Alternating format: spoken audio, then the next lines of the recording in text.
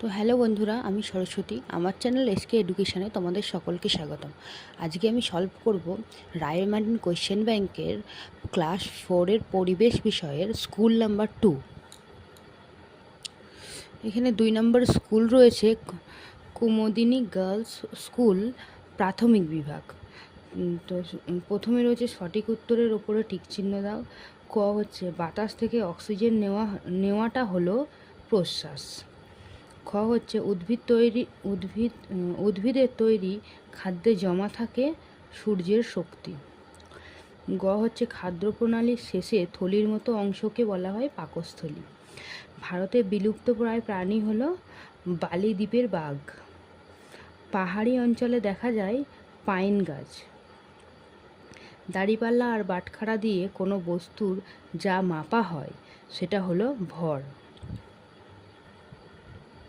এবার 2 নম্বরে হচ্ছে শূন্যস্থান পূরণ করো। ক হচ্ছে লালারস বেরোয় ড্যাশ থেকে, লালারস বেরোয় লালাগ্রন্থি থেকে। খ হচ্ছে ড্যাশ ভারতের বুকে একটি ছোট্ট বদ্বীপ। মরিশাস হচ্ছে ভারত মহাসাগরের বুকে একটি ছোট্ট বদ্বীপ।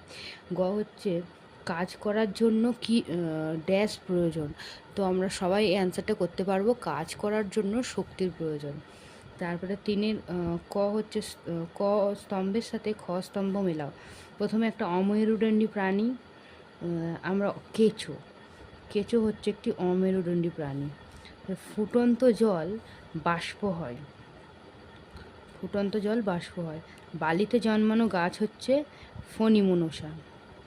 আর হচ্ছে শরৎকালে কি দেখা যায়? কাশফুল। আমরা সবাই দেখি দুর্গাপুজোর সময় কাশফুল ফোটে। তারপর হচ্ছে নিচের বাক্যগুলির পাশে ঠিক ভুল আর কি। প্রজাপতি ফুলের রস খায়, এটা হচ্ছে ভুল, কারণ প্রজাপতি ফুলের মধু খায়। খ হচ্ছে মাংস খাওয়া হয় দাঁত দিয়ে গুঁড়ো করে। মাংস খাওয়া হয় দাঁত দিয়ে চিবায়ে, তার মানে এটা হচ্ছে ভুল। তারপর হচ্ছে শাকসবজি ও গাজর খাওয়ায় চোখের পক্ষে ভালো, এটা ঠিক, কেননা শাকসবজি গাজর খেলে আমরা সবাই জানি চোখ ভালো থাকে। তারপরে ঘ হচ্ছে লবণ কর না দেওয়ার জন্য ডাক দিয়েছিলেন রবীন্দ্রনাথ ঠাকুর, এটা কিন্তু ভুল। এর সঠিকটা হচ্ছে লবণ কর না দেওয়ার জন্য ডাক দিয়েছিলেন গান্ধীজি। 5-এরটা দেখো। 5-এর ক হচ্ছে সুষম আহার কাকে বলে। এখানে কোশ্চেনটা দেখো, সুষম আহার তাহলে যে খাদ্য দেহের স্বাভাবিক বৃদ্ধি পুষ্টির জন্য প্রয়োজনীয় 6টি উপাদান।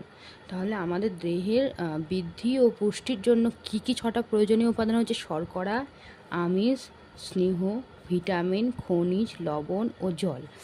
এই 6টি উপাদান সঠিক পরিমাণে ও নির্দিষ্ট অনুপাতে থাকে, তাকে সুষম আহার বলে। তারপরে আমরা এখানে দেখব দাঁতের যত্ন কিভাবে নিতে হবে। তোমরা এখানে দেখো, দাঁতের যত্ন হচ্ছে প্রতিদিনে 2 বার, সকালে ও রাত্রে ঘুমানোর আগে, মানে সকালবেলা ঘুম থেকে উঠে রাত্রে ঘুমানোর আগে 2 মিনিট ধরে দাঁত ব্রাশ করতে হবে। আর তারপর হচ্ছে 2 হচ্ছে চিনি বা মিষ্টি জাতীয় খাবার কম খাওয়া এবং ক্যালসিয়াম সমৃদ্ধ খাবার যেমন দুধ, দই এগুলো বেশি খেলে আমাদের দাঁত ভালো থাকবে। তারপরে তোমরা এখানে দেখো গয়ে হচ্ছে পদার্থ কাকে বলে। এখানে অ্যান্সারটা দেখো, যার ভর আছে, জায়গা বা স্থান দখল করে এবং বল প্রয়োগের বাধার সৃষ্টি করে, তাকেই পদার্থ বলে। যেমন হচ্ছে বাতাস, জল, মাটি, চেয়ার ইত্যাদি। তারপরে পরের কোয়েশ্চেনটা দেখো, সজারুর গায়ে কাঁটা থাকে কেন। এখানে অ্যান্সারটা দেখো, সজারুর গায়ে কাঁটা থাকে মূলত আত্মরক্ষার জন্য। এই তীক্ষ্ণ কাঁটাগুলো তাদের লোমেরই একটি রূপান্তরিত রূপ, মানে সজারুর লোমগুলো রূপান্তরিত হয়ে কাঁটায় পরিণত হয়েছে। আর সজারুর গায়ে কাঁটা থাকে কারণ হচ্ছে কি তাদের আত্মরক্ষার জন্য, নিজেকে বাঁচানোর জন্য। এখানে তোমরা 6 নম্বরে দেখবে জীব ও জড়ের মধ্যে 4টি পার্থক্য। এখানে অ্যান্সারটা দেখে নাও, জীবের জীবন আছে এবং তার অনুভূতিশীল, মানে জীব অনুভূতিশীল। আর জ্বর হচ্ছে জ্বরের কোনো জীবন নেই আর কোনো অনুভূতিও নেই। জীব হচ্ছে কি শ্বাস প্রশ্বাস নেয়, জ্বর শ্বাস প্রশ্বাস নেয় না। জীব বেঁচে থাকার জন্য খাদ্য গ্রহণ করে, কিন্তু জড়বস্তুর কোনো খাদ্য গ্রহণের প্রয়োজন হয় না। তারপর হচ্ছে জীবের শারীরিক বৃদ্ধি ঘটে এবং প্রজননের মাধ্যমে বংশ বিস্তার করে। মানে জীবের স্বাভাবিক বৃদ্ধি ঘটে, মানে ছোটোর থেকে বড় হয় এবং তারা বংশ বিস্তারও করে, কিন্তু জ্বরের বৃদ্ধিও ঘটে না আর জ্বর বংশ বিস্তারও করে না। মানে এই 4টে পার্থক্য জীব ও জ্বরের মধ্যে। এখানে দেখো তোমাদের 7 নম্বরে কী বলেছে, টিকা লিখতে সংরক্ষণ আর হচ্ছে বসন্ত ঋতু। প্রথমে দেখো সংরক্ষণ সম্পর্কে, মানে সংরক্ষণ কাকে বলে। প্রাকৃতিক সম্পদ, পরিবেশ, জীববৈচিত্র্য বা কোনো বস্তুকে ধ্বংস